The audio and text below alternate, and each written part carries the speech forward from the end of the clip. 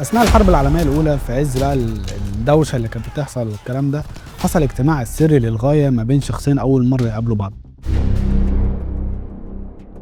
الكلام ده كان 1900 و 1000.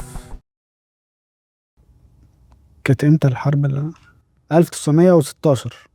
1916 في 1916 حصل اجتماع ما بين شخصين اول مره يقابلوا بعض. الكلام ده حصل في احد القاعات المظلمه بعد العصر ب3 ساعات. بيتعرفوا على بعض بقى، فاهم؟ انا سايكس من بريطانيا، المملكه التي لا تغيب عنها الشمس، مع منى بيكو من فرنسا. عندنا برج ايفل. بدأوا بقى يتكلموا، قال له طب احنا جايين نجتمع ليه النهارده؟ قال له بص، احنا دلوقتي قربنا نكسب الحرب، هنحط على الدوله العثمانيه وهيبقى لنا التورته الجميله الكيوت دي. احنا جايين بقى عشان نقسم التورته على مزاج ابونا بقى يعني على مزاج ابونا. طبعا التورته دي اللي هي الشرق الاوسط، فاهم؟ رمزيه وكده، بدل ما اقول الشرق الاوسط بقول تورته عشان نقسم التورته، اللي هو يعني احنا هنقسم التورته يعني على مزاجنا وكده، فاهم؟ يعني الشرق الاوسط بدل ما نقول ان هو تورته. خلاص خلاص يا عم، فهمنا يا حبيبي، كمل يا بابا.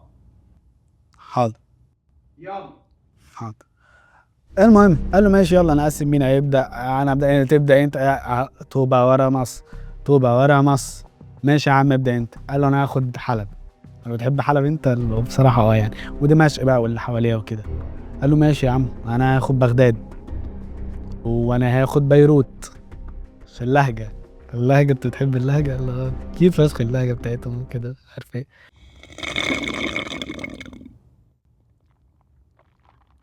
سوري معلش. قال له يا عم ماشي، وانا مع بغداد هاخد الموصل والبصره. اصل بصراحه البترول بتاعهم مغري بصراحه كده، لوازم استعمار وبتاع. قال له يا عم انت بتهزر؟ قفش كده عليه بيكو جامد. قال له موصل ايه يا عم؟ قال له ما احنا سابينكوا هناك اوريدي وبتاع، وانا الصراحه محتاج البترول جدا الصراحه. بترول ايه يا عم؟ ما انت اوريدي واخد بترول بلاد فارس كله يا عم، حد كلمك؟ قال له يا عم طب بص لي في لقمتي فيها بيكو، مش اخلاق مستعمرين دي. بيكو بقى اتعصب، بدا يشتمه بالفرنساوي بقى. قال له اسبيدو اندوي. قال له نام واصحى عليه. انت بتتكلم معايا كده ازاي؟ يلا ده انا المملكه التي لا تغيب عنها الشمس. قال له اعمل لك ايه يعني المملكه التي لا تغيب عنها الشمس؟ يعني اخرك معايا صن بلوك. طلع له صن بلوك في وشه، اتضايق، قام جاي قام ومشي. بعدها قعد تاني، بعدها قام، بعدها قعد، بعدها قعد. شوف ضحكت عليك ازاي؟ انت قاعد بتقول سوري. ماشي.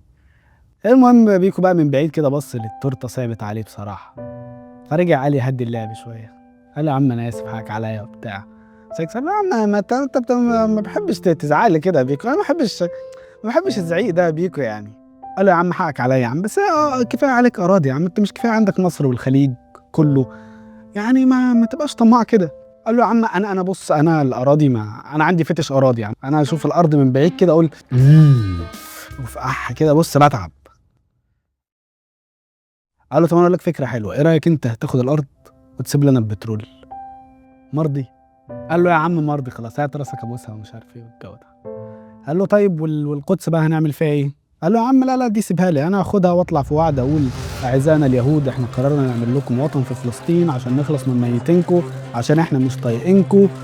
لا استنى، ده كان بولفور، ده الكلام ده بعدين، مش دلوقتي، صح؟ ما كانش دلوقتي الكلام ده خالص. ايه ده؟ ايه الفيديو ده جاي سوري اتلخبطت. انزل يا هبل، انزل، انت بتعمل ايه عندك؟ انزل، انت مصدق؟ انزل يا بابا انزل.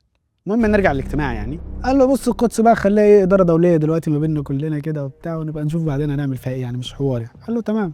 فجاه دخل عليهم من اللاشيء راجل غريب مريب كده، راح لسايكس وقال له هو انتوا ازاي هتقسموا الارض وانت وعدت الشريف حسين ان هم هتعمل لهم دوله عربيه موحده لو نجحوا في الثوره بتاعتهم؟ بيكو بص قال له ايه ده الكلام ده بجد؟ قال له مبدئيا يعني بعيدا عن اي حاجه. قال له انت جيت منين وازاي؟ الاجتماع ده سري جدا. قال له لا، هو اللي بيحكي القصه جابنا اقول المعلومه بصراحه، ما اصلا مش هنعمل مشهد ثوره عربيه وبتاع، معناش ميزانيه بصراحه. مين ده يا جماعه؟ خلاص يا اسلام. او بعدين تعالى يا اسلام، تعالى. قلت لك البس اللبس وخش المشهد، واخده معاك في ايدك.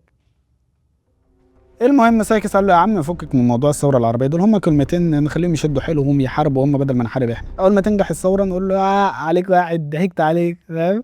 عادي يعني، نقسم براحتنا. بسرعه بقى عشان التورته ما تستناش بره كتير، اخاف حد ياخدها. ماشي قشطه، كام صوره نبصم نمضي، بوسه حضن، خلاص مشينا. بس كده؟ بس كده المغزى اللي انا عايز اوصله، يعني ان انت فاهم لما يجي حد بقى يقول لك اللي هو فكره ايه. لا خلاص مش خلاص. استنى افهمك، لو حد قال لك قضيتك مو بقضيتي والجو ده، يعني قول له اول مره اسمع قطعه كيك بتتكلم، طب يلا يا قطعه جماعة، شكراً تورته. يا زياد، يلا حبيبي يلا. اول مره اسمع قطعه تورته اقفلوا يا بتتكلم. جماعه قول له الكاميرات بقى، كفايه كده. يلا خد بس قهوتك بعد اذنك واتفضل. شكرا. قطعه تورته خلاص يا بتتكلم. جماعه يابا، حد يا طلعه عم انا بره. غلطان والله العظيم.